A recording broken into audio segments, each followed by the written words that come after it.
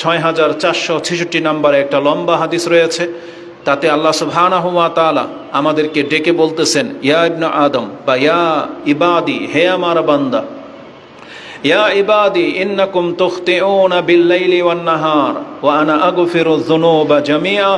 হে ইবাদি, হে আমার বান্দারা, তোমরা রাত দিন অসংখ্য পাপে জড়িত, অনেক পাপ তোমাদের দ্বারা হয়ে যায়, আর আমার কাজ হলো সমস্ত পাপগুলোকে ক্ষমা করে দেয়া। অতএব ফাস্তাগফিরুনি, তোমরা আমার কাছে ইস্তেগফার করো, আগফির লাকুম, তাহলে আমি তোমাদেরকে ক্ষমা করে দেব। আল্লাহ সুবহানাহু ওয়া তাআলা আমাদেরকে ডেকেছেন যে তুমি আমার কাছে ক্ষমা চাও, তোমাকে ক্ষমা করে দেওয়া হবে। এমনকি আমরা রাসূলুল্লাহ সাল্লাল্লাহু আলাইহি ওয়াসাল্লাম থেকে এটাও জেনেছি, ইমাম মুসলিম সে হাদিস কোট করেছেন যে আল্লাহ সুবহানাহু ওয়া তাআলা প্রত্যেক রাত্রের শেষ অংশে দুনিয়ার আকাশে আসেন, মানে নিকটবর্তী আকাশে আসেন। ইয়ানজিলু রাব্বুনা তাবারাকা ওয়া তাআলা ফি কুল্লি লাইলাতিন মিনাস ইলাস সামাই দুনিয়া হিনা ইয়াবকা সুলুসুল লাইলিল আখিরাহ। প্রত্যেক রাতের শেষ অংশে যখন রাতের কিছু অংশ বাকি থাকে, আল্লাহ সুবহানাহু ওয়া তাআলা ইয়ানজিলু, তিনি নাজিল হন বা অবতরণ করেন বা কাছাকাছিতে আসেন প্রথম আকাশের, এবং বলে মাইয়াস্তাগফিরুনি আগফির লাহুম, কে আছো আমার কাছে ক্ষমা চাইবে, কে আছো ক্ষমা চাইবে, আমি তোমাকে ক্ষমা করে দেব। এভাবে আল্লাহ সুবহানাহু ওয়া তাআলা আমাদেরকে বলেছেন তোমরা ক্ষমা চাও, ক্ষমা চাইলেই তোমাদেরকে ক্ষমা করে দেওয়া হবে। এটা হচ্ছে ইস্তিগফারের মর্ম। এবং এই ইস্তিগফারের একটা মর্ম হলো, একজন ব্যক্তি যতবার ক্ষমা চাইবে ততবারই আল্লাহ তাকে ক্ষমা করে দেবেন। আপনি যখন ক্ষমা চাইবেন তখনই আপনাকে ক্ষমা করে দেওয়া হবে। এর জন্য আপনাকে পরকাল পর্যন্ত অপেক্ষা করা হবে না। মানে এমন না যে কিয়ামতের মাঠে আপনাকে ক্ষমা করা হবে, তার মধ্যে আপনার আমলনামার মধ্যে পাপ থেকেই যাবে, এমন না। মানে আল্লাহ সুবহানাহু ওয়া তাআলার কাছে যখনই কোনো ব্যক্তি বলে আস্তাগফিরুল্লাহ বা রাব্বি গফিরলি, আল্লাহ তাকে তখনই ক্ষমা করে দেন। আর এর বর্ণনা আমরা গত পর্বে দিয়েছি, যেটা আপনি সূরা কাসাস 28 নম্বর সূরার 16 নম্বর আয়াতে পেয়ে যাবেন। তেমনি আরেকটা দিক হলো, একজন ব্যক্তি কতবার আল্লাহর কাছে ক্ষমা চাইবে। হয়তো আপনি ভাববেন যে এটা তো একটা মশকারা হয়ে যাচ্ছে আল্লাহর সাথে, বা এটা তো একটা কেমন বিষয় যে আমি বারবার পাপ করবার বারবারই আল্লাহ আমাকে ক্ষমা করবে। হ্যাঁ, আপনি বারবার পাপ হয়ে গেলে বারবার ক্ষমা চাইলে ততবারই আপনাকে ক্ষমা করা হবে, কারণ এটা হচ্ছে আল্লাহ সুবহানাহু ওয়া তাআলা। কারণ আমাদের ফিতরত আর আল্লাহ সুবহানাহু ওয়া তাআলার মধ্যে পার্থক্য রয়েছে। তিনি হলেন স্রষ্টা, আমরা হলাম সৃষ্টি। আমাদের মধ্যে ঘাটতি আছে, আমাদের মধ্যে সংকীর্ণতা আছে, আমাদের মেজাজ আছে, কিন্তু আল্লাহ সুবহানাহু ওয়া তাআলা তিনি নিজের জন্য এগুলো থেকে মুক্ত। তার কাছে অঢেল আছে, তিনি ধৈর্যশীল, এবং তার কাছে এত ক্ষমা আছে যে কোনো ব্যক্তি কেন পুরা পৃথিবীর মানুষ যদি সবাইকেই ক্ষমা আল্লাহ করে দেন, তারপর আল্লাহ সুবহানাহু ওয়া তাআলার ক্ষমায় কোনো ঘাটতি হবে না। এই জন্য যে যতবার আল্লাহর কাছে ক্ষমা চাইবেন ততবারই আপনাকে ক্ষমা করে দেওয়া হবে। আপনাকে নিরাশ হওয়ার কিছু নাই। আপনার যদি পাপ থেকে বেঁচে থাকা কঠিন হয়ে যাচ্ছে, বারবারও শয়তান আপনাকে দিয়ে ভুল করিয়ে নিচ্ছে, আপনি আল্লাহ সুবহানাহু ওয়া তাআলার দয়ার দিকটা নিয়ে নেন। আপনি আপনার জবানকে, আপনার অন্তরকে বারবার আল্লাহর দিকে ঝুঁকানোর চেষ্টা করেন। তাতে কি হবে? যখনই ক্ষমা চাইবেন তখনই ক্ষমা। তবে অবশ্যই একজন ব্যক্তি যে ক্ষমা চায় সে ইচ্ছাকৃতভাবে পাপে জড়াবে না। অলাম ইয়াসিরু আলা মা ফাআলু ওয়া হুম ইয়ালামুন। আর আল্লাহ বলেছেন যাদের তওবা গ্রহণ করা হবে তারা এমন হবে না জেনে বুঝে ইচ্ছা করে পাপে জড়াবে আর ওটার উপরে লেগে থাকবে না, এমন হবে না। তার মানে জেনে শুনে তারা পাপ করবে না, কিন্তু হয়ে গেলে সাথে সাথে তওবা করে নেন। এই মর্মে আমরা বহুবার এই হাদিস ব্যক্ত করেছি, যেটা মুসনাদে আহমদে 11,244 এবং সিলসিলাতুল আহাদিস সাহিহার মধ্যে আপনি এটা 104 এবং সাহিহুল জামে 1650 রয়েছে। এই দুইটা নাম্বার এই জন্য কোট করলাম, কারণ মুসনাদে আহমদের এক জায়গায় হাদিসটাকে দুর্বল বলা হয়েছে, আরেক জায়গায় হাসান বলা হয়েছে, আর নাসিরউদ্দিন আলবানী এটাকে হাসানুন সাহি বলেছেন। যার জন্য আপনার কাছে এটা আমি পেশ করছি যে আবু সাঈদ খুদরি তিনি বলেন যে ইন্না ইবলিসা কালা লিরাব্বিহি বিইজ্জাতিকা ওয়া জালালি লা আবরাহু উগিয়া বনি আদম মা দামাতুল আরওয়াহু ফীহিম। ইবলিস বলেছিল, আল্লাহ তোমার ইজ্জত এবং বরত্বের কসম করে বলতেছি, আমি আদম সন্তানকে ছাড়ব না মরার পর্যন্ত। ওর দেহে যতক্ষণ পর্যন্ত প্রাণ থাকবে আমি ততক্ষণ পর্যন্ত একে গুমরা করতেই থাকব। এটা শয়তানের একটা ওপেন চ্যালেঞ্জ। তার এই কথা শুনে আল্লাহ সুবহানাহু ওয়া তাআলা সেই দিনে আমাদেরকে জানিয়ে দিয়েছিলেন যে ঠিক আছে, তাহলে আমারও একটা ইচ্ছা তুমি জেনে নাও, বেইজ্জাতি ওয়া জালালি, আমি আমার বরত্ব এবং ইজ্জতের কসম করে বলতেছি, লা আবরাহু, আমিও ক্ষান্ত থাকবো না, আগফিরু লাহুম মাস্তাগফারুনি, তারা যতবার আমার কাছে ক্ষমা চাইতে থাকবে আমি আল্লাহ তাদেরকে ক্ষমা করতেই থাকবো। তো এই জন্য যখনই আপনার অপরাধ হয়ে যাবে আপনি তখনই ক্ষমা চাইবেন। এই কথাগুলো আমরা গত পর্বে আলোচনা করেছিলাম, যেটা হচ্ছে ক্ষমার মর্ম সম্পর্কে। ক্ষমা এটা হচ্ছে একটা ফয়দা, যে আপনি যখন ক্ষমা চাইবেন তখনই ক্ষমা। দ্বিতীয় ফয়দা হচ্ছে জান্নাতে যাওয়ার অনেক বড় একটা মাধ্যম হচ্ছে ক্ষমা চাওয়া, মানে যেটা আপনাকে জাহান্নাম থেকে বাঁচিয়ে দিবে। এক তো দুনিয়াতে আপনাকে ক্ষমা করে দেওয়া হলো, তার মানে আপনি জান্নাত পাবেন। দ্বিতীয়ত আপনাকে জাহান্নামে যাওয়া হবে না, জাহান্নাম থেকে ঠেকিয়ে দিবে এই ক্ষমা। এই মর্মে একটা হাদিস যেটা আমরা কোট করতে পারি, এটা ইমাম মুসলিম রাহিমাহুল্লাহ তিনি তার কিতাবুল ইমান, ইমানের অধ্যায়ের 38 নম্বর পর্বে সম্ভবত রয়েছে যে আনুগত্যের মাধ্যমে ইমান বাড়ে এবং নাফরমানের মাধ্যমে, অকৃতজ্ঞতার মাধ্যমে এটা ইমান হ্রাস পায়। এবং এই পর্বটার মধ্যে মহিলাদের কথা ইঙ্গিত করা হয়েছে, যেহেতু তারা তাদের স্বামীদের অকৃতজ্ঞ, এবং এই অকৃতজ্ঞ ভাষাটাকে কুফরি শব্দ দ্বারা ব্যবহার করা হয়েছে, যেটা ইমাম মুসলিম তার ইমানের অধ্যায়ে এনেছেন যে কুফরি শব্দটা কোথায় কোথায় ব্যবহার হয়। তার একটা হাদিস হচ্ছে 144 নম্বর হাদিস। তাতে রাসূলুল্লাহ সাল্লাল্লাহু আলাইহি ওয়াসাল্লাম বলেন, ইয়া মাশারান নিসা তাসাদ্দাকনা ওয়া আকসিরনাল ইস্তিগফার, হে মহিলা সমাজ, তোমরা অধিক মাত্রায় দান সাদকা করার চেষ্টা করো এবং আল্লাহর কাছে অধিক মাত্রায় ইস্তিগফার করো। আস্তাগফিরুল্লাহ রব্বি গফিরলি, এভাবে আল্লাহর কাছে প্রতিনিয়ত তোমরা ইস্তিগফার করো। কেন? ফাইন্নী রাআইতুকুন্না আকসারা আহলিন নার, কারণ আমি তোমাদেরকে অধিকাংশদেরকে আমি জাহান্নামী দেখেছি। মানে মহিলাদের একটা পর্ব, রাসূলুল্লাহ সাল্লাল্লাহু আলাইহি ওয়াসাল্লাম বলেন, যত মানুষকে আমি জাহান্নামে দেখেছি তার মধ্যে তোমাদের সংখ্যা সব থেকে বেশি।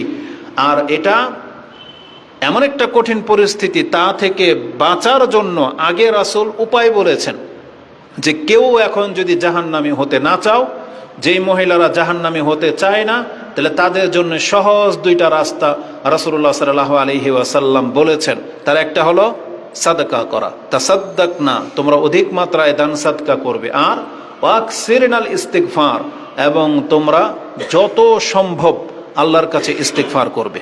কারণ ইস্তিগফার বোঝা যাচ্ছে যে ক্ষমা চাইলে জাহান্নাম থেকে মুক্ত হওয়ার ঘোষণা রাসূলুল্লাহ সাল্লাল্লাহু আলাইহি ওয়াসাল্লাম থেকে রয়েছে। তাহলে এটা হচ্ছে পরকালীন ফয়দা। দুনিয়াবি ফয়দা কি আছে? ইস্তিগফারের মধ্যে দুনিয়ার সমস্ত রিজিক এবং সমৃদ্ধ নিয়োজিত রয়েছে। যেই জাতি বা যেই ব্যক্তি নিজে ইস্তিগফার করবে, যেই জাতির লোকেরা ইস্তিগফার করবে, দুনিয়ার সবচেয়ে বড় ফয়দা তার, দুনিয়াতে আল্লাহর পক্ষ থেকে কোনো শাস্তি আসবে না, দুর্ভিক্ষ আসবে না, অভাব অনটন দেখা দেবে না, অনাবৃক্ষ বা অনাবৃষ্টি এগুলো দেখা দেবে না, পাথর বর্ষণ হবে না, ভূমিকম্প থেমে যাবে যদি কেউ ইস্তিগফার করে। সম্ভবত ওমর রাদিয়াল্লাহু তাআলা আনহুর যুগে মদিনায় ভূমিকম্প হয়েছিল খুব কঠোরভাবে।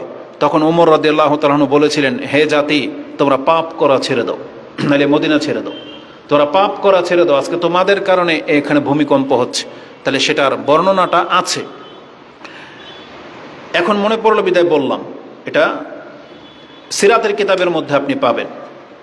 পাপ যে পাপ যদি থেমে যায় বা মানুষ যদি ইস্তিগফার করে, এটা দুনিয়ার আযাবকে যে থামিয়ে দেয়, এর বর্ণনা আল্লাহ সুবহানাহু ওয়া তাআলা কোরআনে উল্লেখ করেছেন। আবু জাহেল এবং তাদের সময়কার নেতারা বদরের যুদ্ধের আগের দিন দোয়া করেছিল যে কালুল্লাহুম্মা ইন কানা হাযা হুয়াল হাক্কু মিন ইনদিক ফামতির আলাইনা হিজারাতাম মিনাস সামাই আও ইতিনা বিআযাবিন আলিম।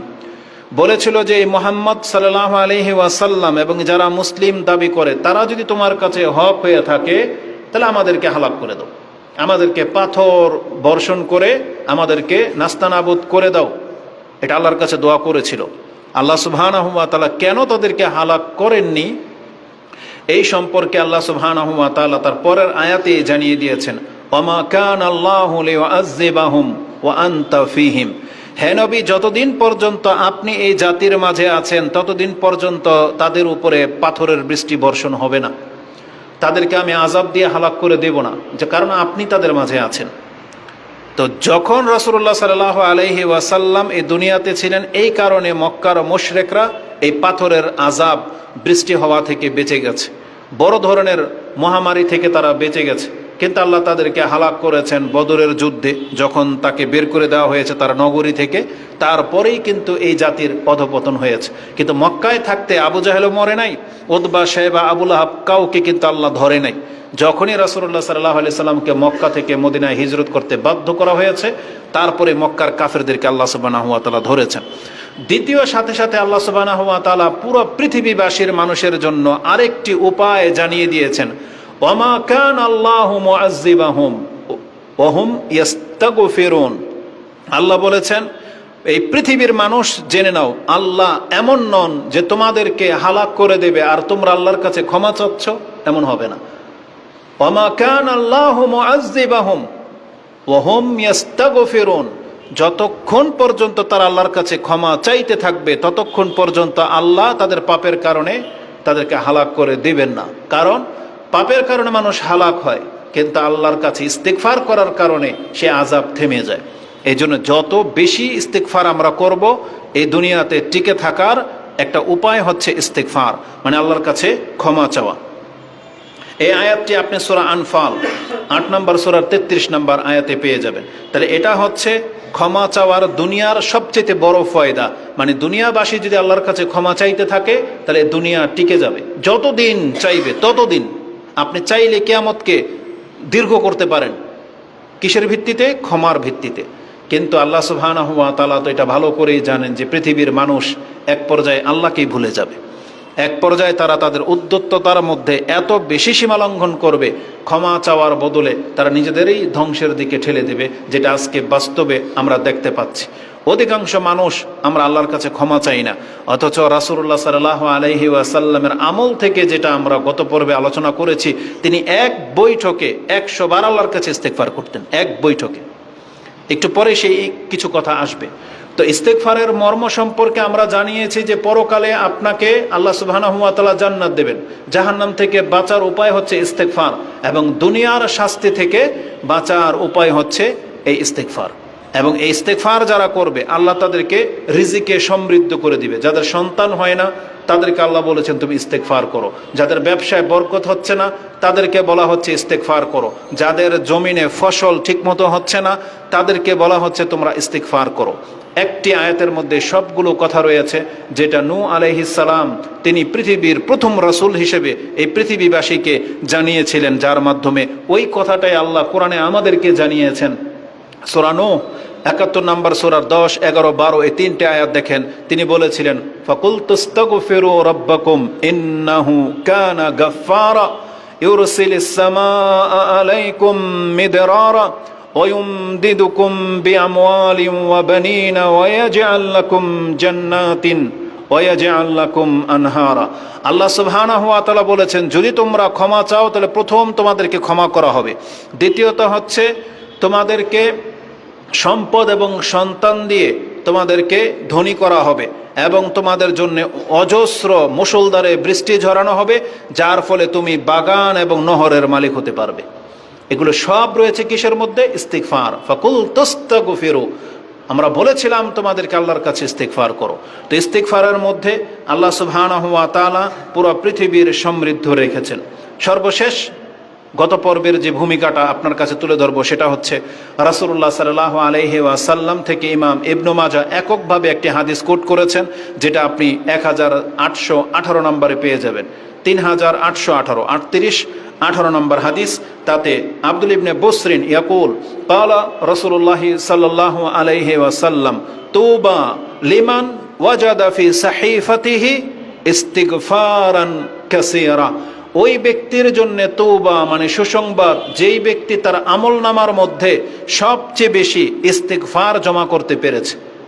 তার মানে আমাদের আমলনামার মধ্যে বহু নেকি আছে, বহু রকমের ইবাদত জমা হচ্ছে, কিন্তু রাসূল বলেছেন তওবা ওই ব্যক্তিকে সুসংবাদ দেয়া হোক যার আমলনামার মধ্যে ইস্তিগফারের মাত্রা বেশি আছে। এই তওবা শব্দটা কোরআনে ব্যবহার হয়েছে, যেটা আপনি সূরা রদ 13 নম্বর সূরাতে পেয়ে যাবেন। তাতে একটি আয়াতে রয়েছে তওবা সম্পর্কে। সেই আয়াতের তাফসিরে আল্লাহ সুবহানাহু ওয়া তাআলা অনেক কিছু দেওয়ার ওয়াদা করেছেন, যেটা আপনি তাফসিরকারদের বর্ণনা থেকে পেয়ে যাবেন। বলা হয়েছে যে তওবা হচ্ছে, আব্দুল্লাহ ইবনে আব্বাস বলতেছেন, তওবা হচ্ছে জান্নাতের ওই গাছের নাম, যেই গাছের ছায়া 100 বছর পর্যন্ত চলতে থেকেও আপনি পার করতে পারবেন না। সেই গাছটার নাম হচ্ছে তওবা। বলা হয়েছে একজন ব্যক্তিকে জান্নাতে আল্লাহ যত নেয়ামত দেওয়ার ওয়াদা করেছেন, তাকে সেই গাছের নিকটে নিয়ে আসা হবে এবং তাকে বলা হবে তুমি তলব করো, চাও তোমার কি আকাঙ্ক্ষা। সে তার মনের ইচ্ছা মতো চাইবে। আল্লাহর পক্ষ থেকে বলা হবে এই বান্দার জ্ঞান তো সীমিত, এই জন্য ও তেমন কিছু চাইতে পারেনি, কারণ আল্লাহ তার পক্ষ থেকে নেয়ামতকে স্মরণ করিয়ে দেওয়া হবে, তোমার কি এমনটা লাগবে না, তোমার কি এটা দরকার নাই। যেমন আমাদের ধরেন, আমরা যখন কোনো একটা বিল্ডিংয়ের ডিজাইন করি, আপনার মাথায় কি এমন খেলবে, কিন্তু আর্কিটেকচার নিয়ে যারা পড়ালেখা করেছে তাদের শৈল্পিকতা দেখলে আপনি অবাক হয়ে যান যে কি ডিজাইন করে দিয়েছে, যেটা আপনার মেমোরিতে নাই। আপনি এমন কি দামি খাদ্য খেয়েছেন, কিন্তু এমন কোনো খাদ্য যেটা আজ পর্যন্ত আপনি চোখে দেখেন নাই, যেটা অন্যের রাষ্ট্রের মানুষরা কি খায়, আপনাকে যখন প্রস্তুত করে দেওয়া হবে তখন আপনি অবাক হয়ে যাবেন। ঠিক আল্লাহ সুবহানাহু ওয়া তাআলার পক্ষ থেকে যেহেতু আমাদেরকে জ্ঞান দেওয়া হয়েছে কম, এই জন্য আমরা তেমন কিছু চাইতে পারবো না। আল্লাহর পক্ষ থেকে বলা হবে দেখো তো তোমার এটা প্রয়োজন কিনা, তখন সে বলবে আল্লাহ এটা আমার প্রয়োজন, আল্লাহর পক্ষ থেকে তাকে দেওয়া হবে, তাকে দিতেই থাকা হবে। সেই জায়গাটার নাম হচ্ছে তওবা। তো রাসূল বলেছেন কারা প্রাপ্ত হবে?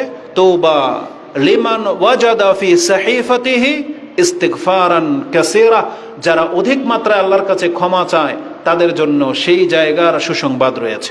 আল্লাহ তুমি আমাদেরকে কবুল করো, আমিন। তো এটা ছিল ইস্তিগফারের গুরুত্ব সম্পর্কে।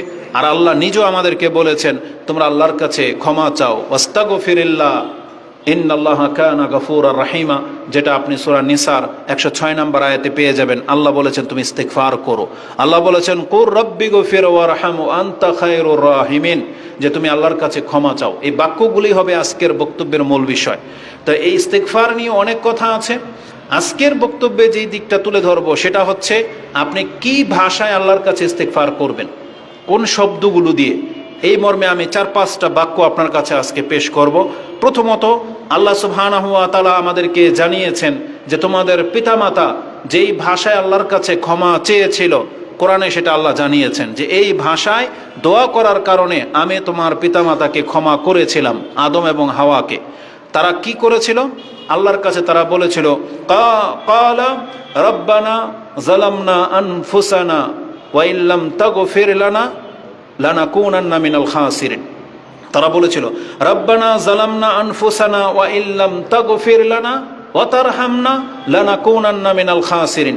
আল্লাহ আমরা তো নিজের নফসের উপর জুলুম করেছি, এখন তুমি যদি আমাদেরকে ক্ষমা না করো আর যদি রহম না করো তাহলে আমরা তো ক্ষতিগ্রস্তদের অন্তর্ভুক্ত হয়ে যাব, যেটা আপনি সূরা আরাফ 7 নম্বর সূরার 23 নম্বর আয়াতে পেয়ে যাবেন।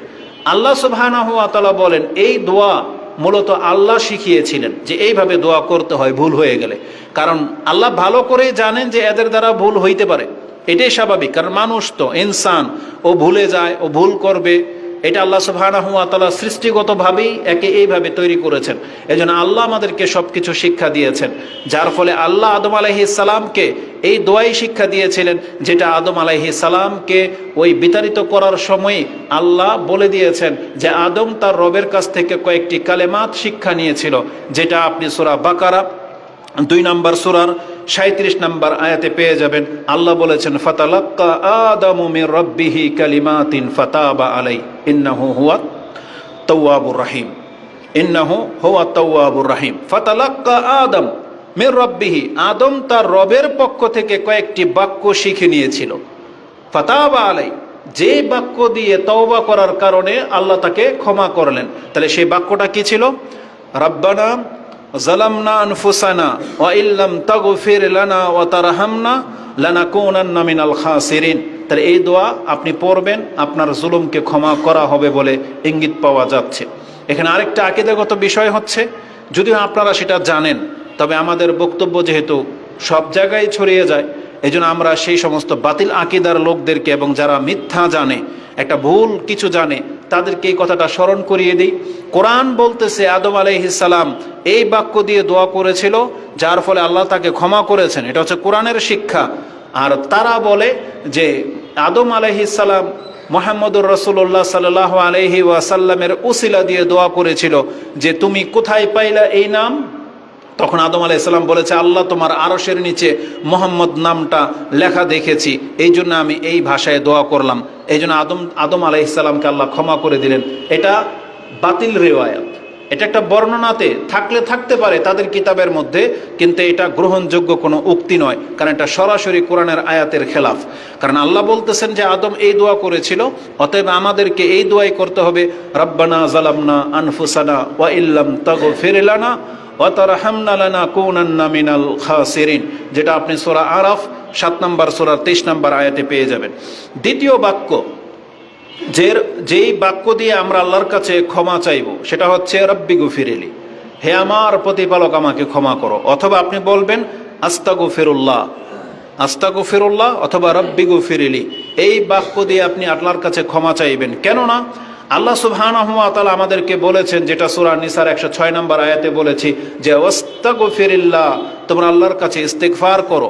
আর রাসূলুল্লাহ সাল্লাল্লাহু আলাইহি ওয়াসাল্লামের আমল থেকে এটা আমরা পাচ্ছি যে তিনি অধিক মাত্রায় আস্তাগফিরুল্লাহ বলতেন, এতটুকু বাক্যই বলতেন আস্তাগফিরুল্লাহ আর রব্বি গফিরলি। এই বাক্যগুলো তার আমলনামা থেকে পাওয়া যায়। যেমন কোথায় আপনি ব্যবহার করেন, একটু নজর ঘোরান বা একটু আপনার ব্রেনকে কাজে লাগান, দেখেন আপনিও নিজেও সাক্ষী। সালাতে, নামাজে, 2 সেজদার মাঝে আপনি যেন কি বলেন, রব্বি গফিরলি, রব্বি গফিরলি, রব্বি গফিরলি। এটাই তো 3 বার 5 বার 7 বার পড়তেছেন। আর না হয় আল্লাহুম্মা গফিরলি ওয়ারহামনি ওয়াহদিনি, এটা একটা বর্ণনায় আসছে, কিন্তু ওটার চাইতে এটা বেশি, রব্বি গফিরলি, রব্বি গফিরলি, এটা দুইটাই প্রমাণিত। তাহলে এখানে আল্লাহর কাছে ক্ষমা চাওয়া হচ্ছে যে আল্লাহ তুমি আমাকে ক্ষমা করো। তারপরে রাসূলুল্লাহ সাল্লাল্লাহু আলাইহি ওয়াসাল্লাম তিনি সালাম ফেরানোর পরে, 5 ওয়াক্ত সালাম ফেরানোর পর যে বাক্যগুলো বলতেন সেটা ছিল আস্তাগফিরুল্লাহ, আস্তাগফিরুল্লাহ, আস্তাগফিরুল্লাহ। মানে তিনি 3 বার করে আল্লাহর কাছে ক্ষমা চাইতেন। তো ইস্তিগফার করা এটা অত্যন্ত গুরুত্বপূর্ণ একটা ইবাদত। রাসূলুল্লাহ সাল্লাল্লাহু আলাইহি ওয়াসাল্লাম বলেছেন, লা ইউগানু আলা কলবি ওয়া ইন্নী আস্তাগফিরুল্লাহ ফিল ইয়াউমি মিয়াতা মাররা। আমার অন্তর যদি সামান্য সময় যদি আল্লাহ সুবহানাহু ওয়া তাআলার স্মরণ থেকে কোনো গাফিলতি অনুভব করেছি, আমি এর কারণে আল্লাহর কাছে প্রতিদিন 100 বার ইস্তিগফার করেছি। তাহলে আস্তাগফিরুল্লাহ বলা এটা একটা আমল, বা রব্বি গফিরলি এটা আমাদেরকে বলতে হবে। তৃতীয় বাক্য যেটা আপনি আল্লাহ সুবহানাহু ওয়া তাআলার কাছে ক্ষমা চাইতে পারেন, আল্লাহ সুবহানাহু ওয়া তাআলা আমাদেরকে শিখিয়েছেন, আল্লাহুম্মা গফিরলি ওয়ারহামনি। আপনি বা বলতে পারেন আল্লাহুম্মা গফিরলি ওয়ারহামনি, আল্লাহ তুমি আমাকে ক্ষমা করো, আমার উপরে দয়া করো। কারণ আল্লাহ সুবহানাহু ওয়া তাআলা এটাও আমাদেরকে শিখিয়েছেন, যেটা আপনি সূরা মুমিনুন 23 নম্বর সূরার সর্বশেষ আয়াতে পেয়ে যাবেন, 118 নম্বর আয়াত। আল্লাহ সুবহানাহু ওয়া তাআলা বলেছেন, অকুর রব্বি গফির ওয়ারহাম ওয়া আনতা খায়রুর রাহিমিন। তুমি বলো, হে আল্লাহ আমাকে ক্ষমা করো, আমার উপর রহম করো, নিশ্চয়ই তুমি দয়াবানদের মধ্যে উত্তম দয়াবান, উত্তম ক্ষমাশীল। এটা আপনি দোয়া করবেন। এবং আপনাকে এটাও জানিয়ে দিই, মুহাম্মদুর রাসূলুল্লাহ সাল্লাল্লাহু আলাইহি ওয়াসাল্লাম তিনি কিভাবে এটার আমল করতেন। ইবনে ওমর তিনি বলেন, ইন কুন্না লানুদ্দু লিরাসূলিল্লাহি সাল্লাল্লাহু আলাইহি ওয়াসাল্লাম ফিল মাজলিসিল ওয়াহিদ মিয়াতা মাররাতিন মিন ক্বাবলি আইয়াকুম। আমি গুনে দেখেছি কোন এক বৈঠকে রাসূলুল্লাহ সাল্লাল্লাহু আলাইহি সাল্লাম আল্লাহর কাছে ইস্তিগফার করতেই থাকতেছেন।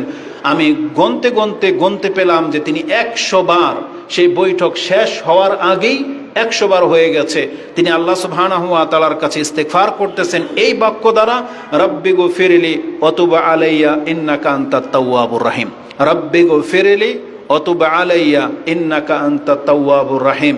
এইভাবে রাসূলুল্লাহ সাল্লাল্লাহু আলাইহি ওয়াসাল্লাম কোথাও বসে আছেন আর ইস্তিগফার করতেই থাকতেছেন। এইভাবে তিনি 100 বার করে এক বৈঠকে আল্লাহর কাছে ইস্তিগফার করতে থাকতেন। এই বর্ণনাটি আবু দাউদে রয়েছে, 1516 নম্বরে পেয়ে যাবেন, এবং ইবনে মাজাতে হাদিসটি 3814-তে রয়েছে, তিরমিজিতে হাদিসটি 3434-এ রয়েছে। তৃতীয় বাক্য এটা। এমনকি রাসূলুল্লাহ সাল্লাল্লাহু আলাইহি ওয়াসাল্লামের জীবনের সর্বশেষ নিঃশ্বাস ত্যাগ করেন এই বাক্য দ্বারা। তিনি এই কথা বলেই তার আত্মা বেরিয়ে যায়, আয়েশা রাদিয়াল্লাহু তাআলা আনহা তার বর্ণনাকারী, তিনি বলতেছেন যে সামিআতু রাসূলুল্লাহি সাল্লাল্লাহু আলাইহি ওয়াসাল্লাম ইয়াকুল ইনদা ওয়াফাতিহি, তিনি তার মৃত্যুর সময় আমি তাকে এই কথা বলতে শুনেছি, আল্লাহুম্মা গফিরলি ওয়ারহামনি আল্লাহুম্মা আলহিকনি বির রাফিক। এই বর্ণনাটা বুখারীতে রয়েছে, ইমাম বুখারী 5674 এনেছেন। তিরমিজিতে একটু বাড়তি শব্দ রয়েছে, যেটা আপনি 3496 পেয়ে যাবেন। তিনি বলেছেন আল্লাহুম্মা আলহিকনি বির রাফিকিল আলা। এই আলা শব্দটা বাড়তি তিরমিজিতে রয়েছে। তো রাসূলুল্লাহ সাল্লাল্লাহু আলাইহি ওয়াসাল্লাম তিনি তার সর্বশেষ বাক্য, যেটা তার জবান দিয়ে উচ্চারণ হয়েছিল, তার আগেরটা ছিল লা ইলাহা ইল্লাল্লাহ ইন্না লিল মাউতি লা সাকারাত, নিশ্চয়ই আল্লাহ ছাড়া সত্য কোনো ইলাহা নাই এবং মৃত্যুর একটা কঠিন যন্ত্রণা রয়েছে। আর তার পরের বাক্যটাই এটাই যে আল্লাহুম্মা গফিরলি ওয়ারহামনি আল্লাহুম্মা আলহিকনি বির রাফিকিল আলা। এটা বলেই রাসূলের হাত নিচে পড়ে গেল। তখন আয়েশা রাদিয়াল্লাহু তাআলা আনহা তিনি বললেন, আমি বুঝতে পেরেছি রাসূল আর আমাদের মাঝে নাই। তো রাসূলুল্লাহ সাল্লাল্লাহু আলাইহি ওয়াসাল্লাম তিনি জীবনের সর্বশেষ আল্লাহর কাছে বলতেছেন, আল্লাহ তুমি আমাকে ক্ষমা করো, আমার উপরে রহম করো। অথচ যার কোনো পাপ নাই, কিন্তু আমরা এত পাপের মাঝে ডুবে আছি, তারপরে আমাদের জবান দিয়ে একবারও রব্বি গফিরলি বা আস্তাগফিরুল্লাহ বের হয় না। এটা এমনটা হওয়া উচিত নয়, মোটেও উচিত নয়। আমাদেরকে শুধরাতে হবে এবং এই কথাগুলোর প্রতি আমাদের ঈমানকে বাড়াতে হবে। চতুর্থ বাক্য যেটা আপনি বললে অনেক বেশি আপনার উপকার হবে, যেই বাক্য দিয়ে আপনি আল্লাহর কাছে ক্ষমা চাইবেন, বলবেন আস্তাগফিরুল্লাহ আল্লাযী লা ইলাহা ইল্লা হুয়াল হাইয়ুল কাইয়্যুম ওয়া তুবু ইলাইহি। যেই ব্যক্তি বলবে আস্তাগফিরুল্লাহ আল্লাযী লা ইলাহা ইল্লা হুয়াল হাইয়ুল কাইয়্যুম, আমি সেই সত্তার কাছে ক্ষমা চাচ্ছি যিনি ছাড়া সত্য কোনো ইলাহা নাই এবং তিনি হচ্ছেন আল হাইয়ুল কাইয়্যুম, চিরঞ্জীব চিরস্থায়ী, ওয়া তুবু ইলাইহি, আর আমি তার কাছে প্রত্যাবর্তন করতেছি। রাসূলুল্লাহ সাল্লাল্লাহু আলাইহি ওয়াসাল্লাম বলেছেন গুফিরা লাহু ওয়া ইন কানা কাদ ফাররা মিনাজ যাহাব। এই ব্যক্তি যদি যুদ্ধের ময়দান থেকে পালায়ন করা কোনো ব্যক্তি, এত বড় অপরাধী ব্যক্তিও যদি হয়, আর ওই কথাকে স্মরণ করে যদি সে এই বাক্য দিয়ে আল্লাহর কাছে ক্ষমা চায়, তাহলে তাকে সেই পাপকে ক্ষমা করে দেওয়া হবে। সব কত বড় পাপ, 7টা বড় পাপ, ধ্বংসাত্মক পাপ বলা হয়েছে 7টি, তার মধ্যে একটা হচ্ছে যুদ্ধের ময়দান থেকে পিঠ ফিরিয়ে পালিয়ে যাওয়া। ওই ব্যক্তিকেও ক্ষমা করে দেওয়া হবে যদি সে অন্তর থেকে আল্লাহর কাছে এইভাবে ক্ষমা চায় যে আস্তাগফিরুল্লাহ আল্লাযী লা ইলাহা ইল্লা হুয়াল হাইয়ুল কাইয়্যুম ওয়া আতুবু ইলাইহি। রাসূল বলেছেন গুফিরা লাহু ওয়া ইন কানা ফাররা মিনাজ যাহাব। এটা ইমাম আবু দাউদ কোট করেছেন, 1517 নম্বরে পেয়ে যাবেন। ওই হাদিসের পরেরটা এটা, এবং ইবনে মাজাতে হাদিসটি 3814, তিরমিজিতে হাদিসটি 3577 রয়েছে। পঞ্চম যে ইস্তিগফার, এটা আমাদের সবারই জানা। হয়তো দোয়া আপনার মুখস্থ নাই, কিন্তু সেই দোয়ার নামটা আপনি জানেন, সেটা হচ্ছে সাইয়্যিদুল ইস্তিগফার। মানে ইস্তিগফারের মধ্যে সর্দার যেটা, সাইয়্যিদুল ইস্তিগফার। এটা ইমাম বুখারী রাহিমাহুল্লাহ কোট করেছেন। ইমাম বুখারী রাহিমাহুল্লাহ তিনি তার 6306 নম্বরে আপনি হাদিসটি পেয়ে যাবেন। রাসূলুল্লাহ সাল্লাল্লাহু আলাইহি ওয়াসাল্লাম থেকে শাদ্দাদ বিন আউস রাদিয়াল্লাহু তাআলা আনহু তিনি বর্ণনা করেছেন যে আনি নবী সাল্লাল্লাহু আলাইহি ওয়াসাল্লাম, রাসূল থেকে সাইয়্যিদুল ইস্তিগফার, সবচেয়ে শ্রেষ্ঠ বা সাইয়্যিদুল ইস্তিগফার, ইস্তিগফারের বাক্যের মধ্যে যেটা নেতা, মানে শীর্ষস্থানীয়, সেই বাক্যটা হলো আইয়াকুল। কোনো ব্যক্তি যদি এইভাবে বলে আল্লাহুম্মা আনতা রাব্বি লা ইলাহা ইল্লা আনতা খালাকতানি ওয়া আনা আবদুক ওয়া আনা আলা আহদিকা ওয়া ওয়াদিকা মাস্তাতাত আউযু বিকা মিন শাররি মা সানাত আবু লাকা বিনি'মাতিকা আলাইয়া আবু বিযামবি ফাগফিরলি ফাইন্নাহু লা ইয়াগফিরুয যুনুবা ইল্লা আনতা। আল্লাহ তুমি আমাকে সৃষ্টি করেছো, তুমি আমার পিতামাতার রব, আমার রব। আমি আমার নফসের অনিষ্ট থেকে তোমার কাছে আশ্রয় চাচ্ছি, আমি আমার মন্দ কর্ম থেকে তোমার কাছে আশ্রয় চাচ্ছি। আমি তোমার সাথে ওয়াদা করতেছি আল্লাহ, যা তোমার সাথে আমি অঙ্গীকার করেছি সেটাকে আমি পুরা করার চেষ্টা করব। আবু লাকা বিনি'মাতিকা আলাইয়া, আমি স্বীকার করতেছি তুমি আমার উপরে যত নিয়ামত অর্পণ করেছো। ওয়া আবু বিযামবি, এবং আমি আমার পাপগুলোকে তোমার কাছে পেশ করতেছি। ফাগফিরলি, তুমি আমাকে ক্ষমা করে দাও। ফাইন্নাহু লা ইয়াগফিরুয যুনুবা ইল্লা আনতা, কারণ তুমি ছাড়া আর কেউ আমাকে ক্ষমা করতে পারে না। এই ব্যক্তি যদি এটা বিশ্বাসের সাথে বলে, যদি দিনের বেলায় বলেন, রাসূলুল্লাহ সাল্লাল্লাহু আলাইহি ওয়াসাল্লাম বলেছেন ওমান কালাহা মিনান নাহারি মুকিনান বিহা ফামাতা মিন ইয়াউমিহি ক্বাবলা আইয়ুমসি সন্ধ্যা হওয়ার আগেই যদি ওই ব্যক্তির মৃত্যু ঘটে, রাসূলুল্লাহ সাল্লাল্লাহু আলাইহি ওয়াসাল্লাম বলেছেন ফাহুয়া মিন আহলিল জান্নাহ, তাহলে এই ব্যক্তি হচ্ছে জান্নাতের একজন। ওয়াইন কালাহা মিনাল লাইলি মুকিনান বিহা ফামাতা মিনাল লাইলি কাবলা আইয়ুসবিহ, সকাল হওয়ার আগেই যদি তার মৃত্যু ঘটে যায় ফাহুয়া মিন আহলিল জান্নাহ, রাসূল বলেছেন তাহলে এই ব্যক্তি হচ্ছে জান্নাতের একজন। তো সাইয়্যিদুল ইস্তেগফার, এটা আমরা বলে আল্লাহ সুবহানাহু ওয়া তাআলার কাছে ক্ষমা চাইতে পারি। তো সবচেয়ে বড় ব্যাপার হলো এই ইস্তেগফারগুলো আমাদেরকে শিখতে হবে এবং এটাকে আমলে নিয়ে আসতে হবে। সবচেয়ে বেশি আপনি যেটা বলতে পারেন আস্তাগফিরুল্লাহ আস্তাগফিরুল্লাহ, এটা অত্যন্ত সহজ। এটা আপনি যখন তখন বলতে পারেন আস্তাগফিরুল্লাহ, কারণ রাসূলুল্লাহ সাল্লাল্লাহু আলাইহি ওয়াসাল্লাম বলেছেন ইন্নাহু লা ইউগানু আলা কালবি ওয়া ইন্নী লাস্তাগফিরুল্লাহ ফিল ইয়াউমি মিআতা মাররা, যেটা ইমাম মুসলিম কোট করেছেন এবং আবু দাউদে আপনি হাদিসটি পেয়ে যাবেন। আস্তাগফিরুল্লাহ ওয়া আতুবু ইলাইহি, এটাও আপনি সংযোগ করতে পারেন, যেটা একটু আগেই ব্যক্ত করেছি যে রাসূলুল্লাহ সাল্লাল্লাহু আলাইহি ওয়াসাল্লাম এই ভাষায়ও ইস্তিগফার করতেন, ইন্নী লা আস্তাগফিরুল্লাহ ওয়া আতুবু ইলাইহি, মানে আস্তাগফিরুল্লাহ ওয়া আতুবু ইলাইহি। এটা সকাল সন্ধ্যার দোয়া তো 100 বারে আছে, 100 বার করে সকাল এবং সন্ধ্যায় আস্তাগফিরুল্লাহ ওয়া আতুবু ইলাইহি। কার জন্য এটা কঠিন? যখন তখন আপনার মুখ দিয়ে এটা বেরিয়ে যাবে, শুধু আপনি অভ্যাস করে নেন, যখন তখন অভ্যাসে রূপান্তরিত করে নেন। মা বোনরা যারা ঘরে আছে, যেহেতু তাদেরকে বলা হয়েছে ও আকসিরনাল ইস্তিগফার, দান সদকার ক্ষেত্রে আকসির শব্দটা নয়, বলা হয়েছে তাসাদ্দাকনা, তোমরা তোমাদের সাধ্য অনুযায়ী দান সদকা করো। আর ইস্তিগফারের ক্ষেত্রে বলা হয়েছে ও আকসিরনাল ইস্তিগফার, তোমরা অধিক মাত্রা আল্লাহর কাছে ক্ষমা চাও। তারা ঘরের ভিতরে যে কোনো কাজে আছে, তারা তার জবান দিয়ে ইস্তিগফার করতেই থাকতে পারে। পাক শাক করতেছে, ইস্তিগফার চলবে। কাপড় চোপড় ধুচ্ছে, ইস্তিগফার চলবে। সে ঘরের ভিতরে শুয়ে আছে, ইস্তিগফার চলবে। হাঁটা চলা যে কোনো অবস্থাতে সে ইস্তিগফার করতে থাকবে, বলবে আস্তাগফিরুল্লাহ ওয়া আতুবু ইলাইহি। তাহলে এটা জাহান্নাম থেকে বেঁচে যাওয়ার অনেক বড় একটা মাধ্যম। ইনশাআল্লাহুল আজিজ পরবর্তী খুতবায় আমরা আলোচনা করব কোন কোন ক্ষেত্রে বিশেষ করে রাসূলুল্লাহ সাল্লাল্লাহু আলাইহি ওয়াসাল্লাম এই ইস্তিগফারকে ব্যবহার করতেন।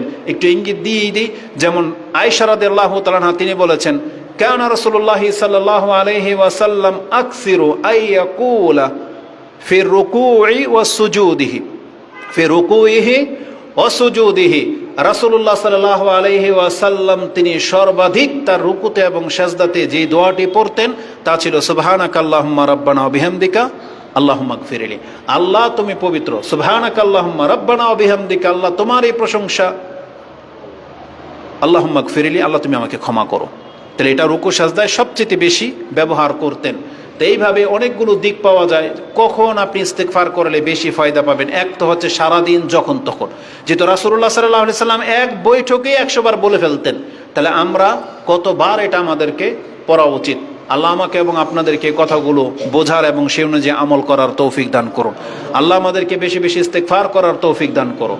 আকুলু লিকাউলি হাযা আস্তাগফিরুল্লাহ লি ওয়া লাকুম ওয়া লিসাইরিল মুসলিমিন ফাস্তাগফিরু ইন্নাহু হুয়াল গফুরুর রহিম।